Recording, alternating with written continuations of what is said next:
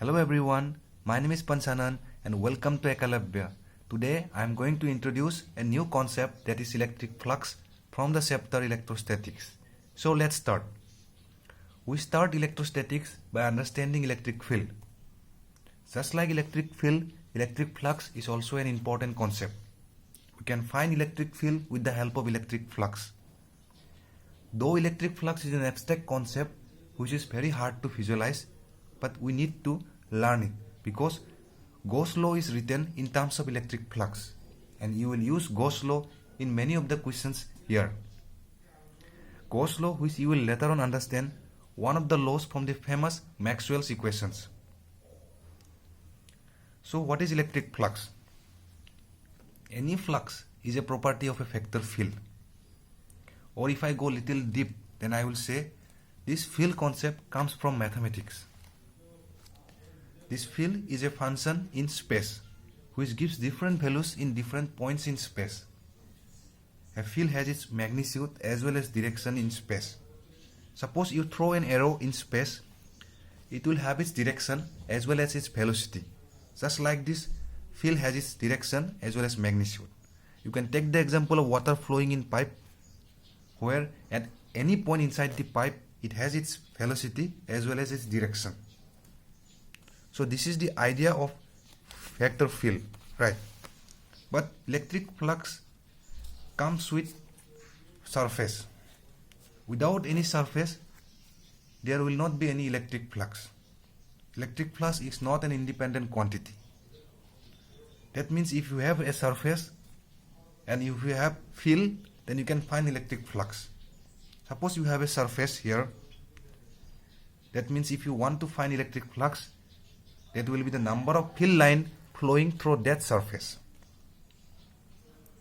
To understand it, we have an example here. These arrows are the concept of field. These field lines are moving from left to right. And in between the field, we have placed two surfaces, two rectangular surfaces. One rectangular frame is bigger than the other.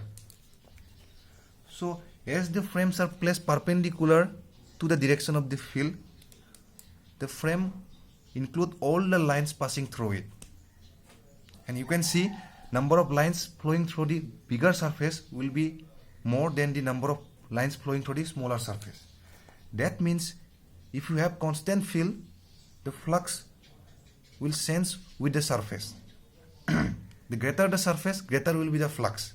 And smaller the surface, smaller lines of field will pass through it and smaller will be the flux. Next, take the example of second one, where we have placed the surface horizontal to the, that is parallel to the electric field, right? But you can see here the involvement of area of the surface is not there, so area will be 0 here. The field lines are flowing through it, the surface is horizontal, no lines is flowing through the area, through the surface, so the flux here will be 0.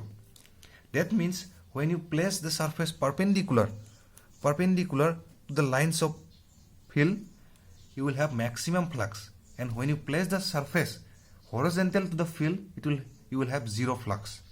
That means flux, whether it is electric field or other, will be depending on the number of lines through the surface and the orientation of the surface. The number of lines will give you the flux. Now coming to electric field lines, electric field lines is also the same field line which has its direction as well as its magnitude. These arrows are the electric field lines. And this rectangular surface is the area here. I have already used it in the last figure. And we placed two areas, one as a perpendicular to electric field and other parallel to the electric field.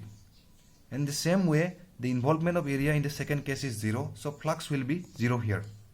So in case of electric field, if you find electric flux through a surface, then the flux will have maximum value when the surface is perpendicular to electric field, and when the surface is parallel to the electric field, then the flux will be 0. The main question arises when the orientation of the surface is different, when the surface is neither parallel nor perpendicular to electric field. When we slant the surface slightly, making an angle with electric field, its flux decreases. Then again we slant the surface more. Then again the number of field lines flowing through the surface are becoming less. So that's why the flux is decreasing. So in this way, when the surface becomes horizontal, then we will have zero flux. That means with the angle, the flux is decreasing. Then from the figure you can see electric field is dependent on angle. That means it is also dependent on angle. When the angle changes, when the surface is neither perpendicular nor parallel, when it is at an angle, or if the angle is changing, then the flux will change. That means we need to introduce angle here. So now we have to consider angle in the electric flux. To include angle in the flux, we introduce another concept, that is area factor or unit normal factor. Why? Because electric field is a factor quantity. It has its own direction, but surface or an area is a scalar quantity. So to find the angle, we need to give area a factor shape.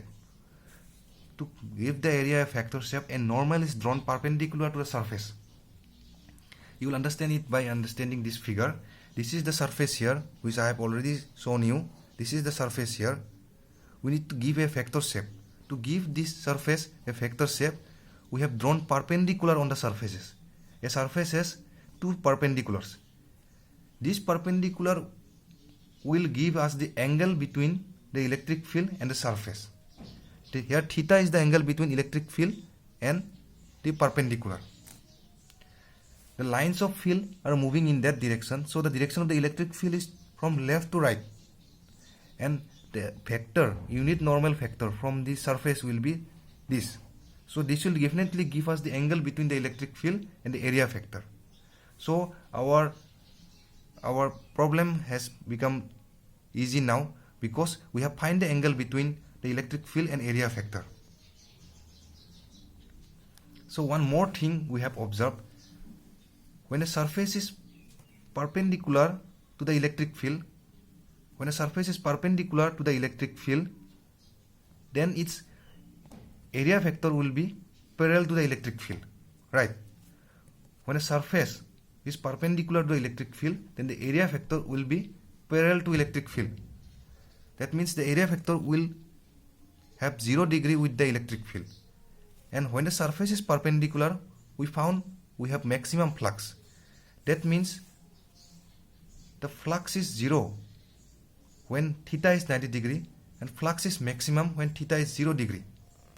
That means at 0 degree the flux is maximum, and when the surface is horizontal, then its area factor will be perpendicular to the electric field, right? Then when the area factor is perpendicular, the theta will be 90 degree, because the angle between area factor and electric field is 90 degree.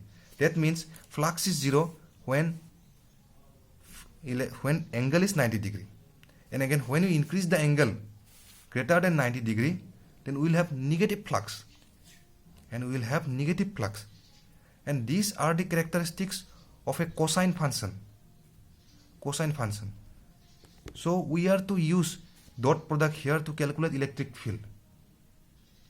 As the cosine function is used, so we need dot product to find electric flux. So the dot product of electric field and area factor will give us electric flux. Phi is the symbol of electric flux, right? That means phi equal to E dot A. That means EA cos theta. E is the magnitude of electric field, A is the magnitude of area, and theta will be the angle between the area factor, that is area normal, to the electric field. Finally, we have find the relation. Finally, we have find the formula for the electric flux. I hope you have understand clearly. If you have any doubts, you can write me on the comment box. Thanks for watching Ekalabya.